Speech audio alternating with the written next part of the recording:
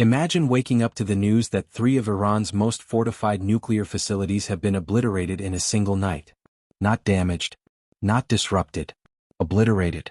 That's exactly what happened when the United States launched a series of massive precision airstrikes, strikes that could reshape not only the Middle East but the course of global security.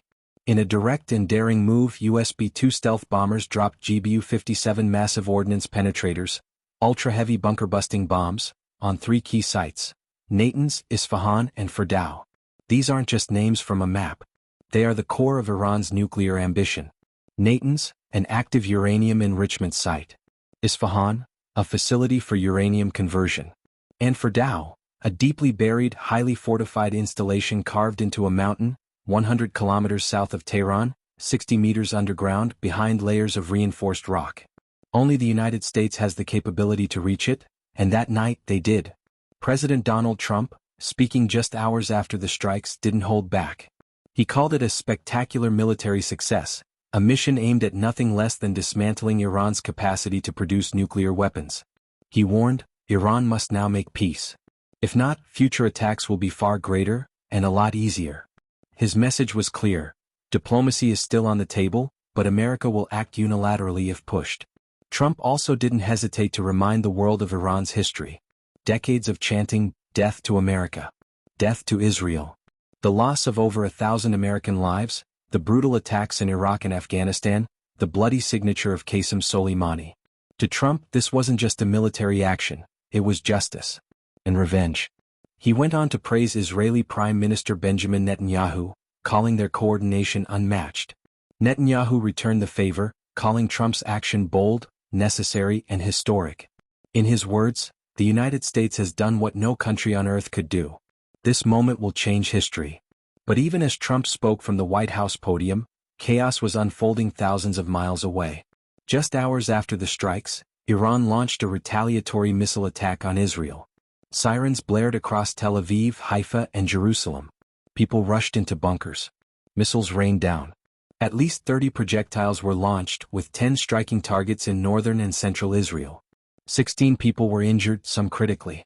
One air raid siren in Haifa failed, contributing to the casualties there. Live footage showed the burning skyline, the whistling sound of interceptor missiles streaking overhead, and the sheer terror of waking up to war. But beyond the bombs and fire, a new question began to take shape. What now? Trita Parsi, vice president of the Quincy Institute for Responsible Statecraft, labeled the strike illegal, a violation of international law and a fatal blow to diplomacy. He warned that while facilities can be destroyed, knowledge cannot. Iran's nuclear scientists still exist. Their expertise remains intact. And now they may be more determined than ever. He added, this may not be the end, it may be the beginning of a far more dangerous game. Iran might now exit the Nuclear Non-Proliferation Treaty, expelling inspectors from the International Atomic Energy Agency. If that happens, the world loses all visibility into Iran's nuclear intentions. They could rebuild underground in secret without accountability. History supports that fear. After Israel bombed Iraq's Osirak reactor in 1981, Saddam Hussein quadrupled his nuclear budget. And had he not invaded Kuwait in 1991, he could have possessed a bomb within months. The world didn't know how close he was. The parallels are eerie.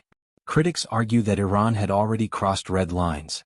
Enriching uranium to 60% purity, far beyond any civilian or medical need. Roughly 400 kilograms of highly enriched uranium were being processed, raising alarms globally. But even so, nuclear experts remind us, Iran had previously agreed to lower that level to 3.67%, as part of the original 2015 nuclear deal. That deal, they say, was still salvageable, until this strike. Diplomacy had not died, but it had been bruised. And now it may be buried. There's also the political gamble. President Trump had campaigned on ending endless wars, on avoiding foreign entanglements.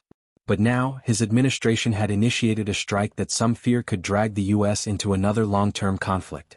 Democrats in Congress voiced concern. Would this split Trump's base? Would this escalate into a broader war with Iran? Journalists noted a telling detail.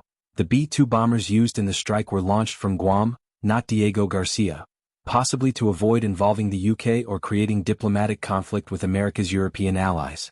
Trump didn't need their support. America first, he said. But it looked more like America alone. And yet, in the wake of destruction, many still ask, has this made the world safer? Or just provoked the inevitable? The Pentagon has promised a full briefing. Satellite imagery will confirm the extent of the damage. But one thing is already clear. This was not just an airstrike. It was a message sent at supersonic speed, buried deep in concrete and fire. So now we wait. For Iran's next move. For Israel's response. For what comes after this brutal night.